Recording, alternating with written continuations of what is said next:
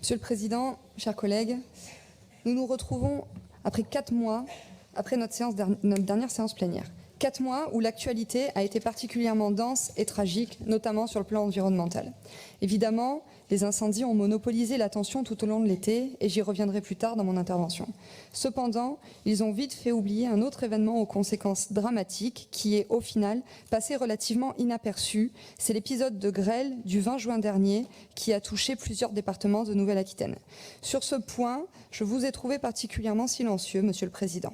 Pourtant, les dégâts ont été considérables, tant pour les particuliers que pour les entreprises. Les secteurs viticoles et agricoles ont été particulièrement touchés. Comme beaucoup de mes collègues, j'ai eu l'occasion de rencontrer de nombreux sinistrés qui m'ont tous dit la même chose, les assurances les abandonnent et l'État n'est, comme souvent, pas au rendez-vous, sauf pour distribuer une aumône aussi ridicule que tardive. Ces comportements sont indignes et ne sont pas à la hauteur de la détresse qui règne dans nos campagnes. J'ai rencontré des professionnels à bout, certains ayant vu leur production et leur matériel détruits intégralement, sans parler des lourds dégâts sur le bâti des exploitations. La facture s'est élevée à plusieurs dizaines, voire centaines de milliers d'euros et beaucoup ont été contraints d'arrêter définitivement leur activité par manque de trésorerie et de soutien des assureurs et de l'État. À l'heure où la souveraineté alimentaire s'impose dans le débat public, il y a là de graves lacunes. C'est la raison pour laquelle notre collègue Valérie Eloff vous proposera demain une motion destinée à créer un fonds régional agricole d'urgence destiné à renforcer notre action pour les agriculteurs et viticulteurs sinistrés par les aléas climatiques afin de pallier les graves carences du gouvernement en la matière. Pour revenir aux incendies dramatiques de l'été, je tiens à adresser nos sincères remerciements aux pompiers, volontaires ou professionnels, qui ont combattu les flammes des semaines entières au péril de leur vie. Le tout dans des conditions extrêmement difficiles, sous-équipées et en sous-effectif. Sur ce dernier point, nous payons encore des choix idéologiques. Je tiens à rappeler que près de 5000 pompiers sont toujours suspendus pour non-vaccination. Un pompier girondin suspendu est même venu me rapporter qu'on lui a intimé l'ordre de rester chez lui pendant que des volontaires européens non vaccinés pouvaient quant à eux venir en renfort de nos soldats du feu. L'Absurdistan a visiblement encore de beaux jours devant lui. Je tiens également à saluer les volontaires, les agriculteurs, les riverains, les chasseurs et les élus locaux qui se sont démenés et ont organisé une formidable chaîne de solidarité pour soulager les professionnels et soutenir les victimes. Aujourd'hui, l'heure doit être à la reconstruction des moyens dédiés à la gestion, à la protection et à l'entretien de nos forêts, mais aussi au reboisement et au repeuplement des espèces animales des zones touchées. Mais l'enseignement principal de ces incendies, c'est bien évidemment l'état lamentable de notre flotte aérienne de la sécurité civile.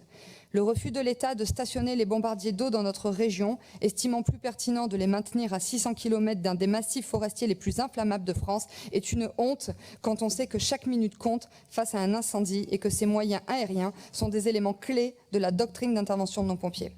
Mais cela ne s'arrête pas là.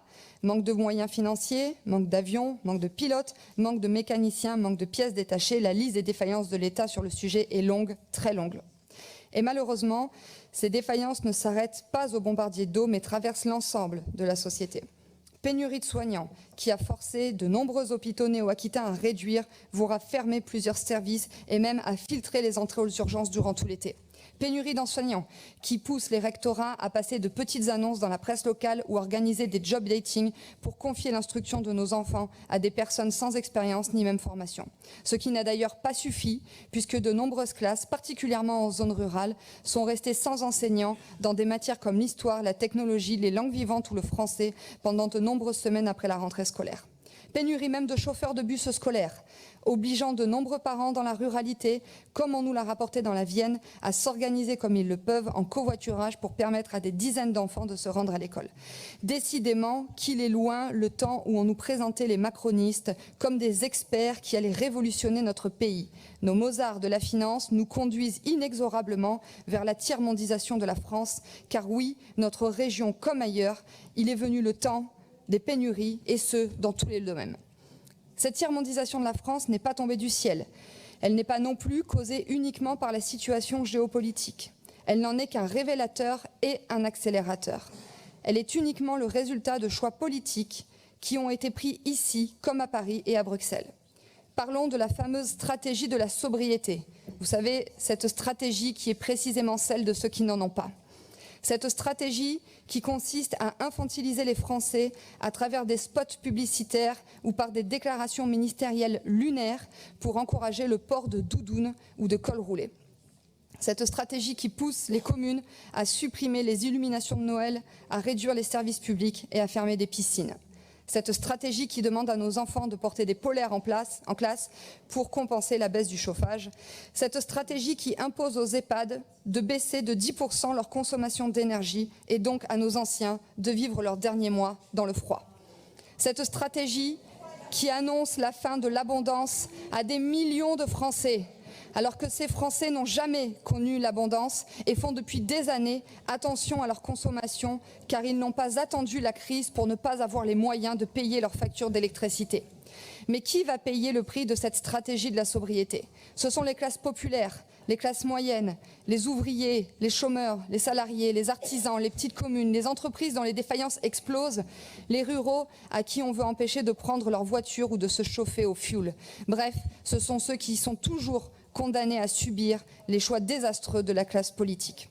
Car comment en sommes-nous arrivés là?